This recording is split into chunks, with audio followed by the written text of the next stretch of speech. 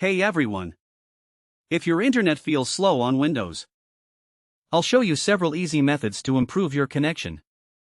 Just follow these simple steps. Let's get started. Open Windows Search. Search for Control Panel. Open Control Panel.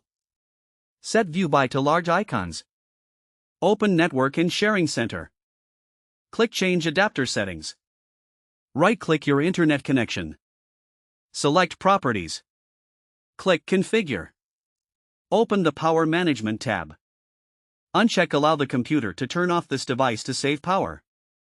Click OK. If the problem still persists, press Windows plus R. Type npa.cpl. Then press Enter. Right-click your internet connection. Select Properties.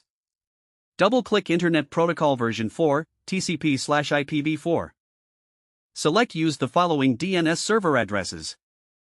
Set the preferred DNS server to 8.8.8.8. Set the alternate DNS server to 8.8.4.4. Click OK. If the problem still persists, restart your computer. Now test your internet connection. Your connection should now be more stable, and websites may load faster. If you're still having this problem, let us know in the comments. We'll make a guide for you.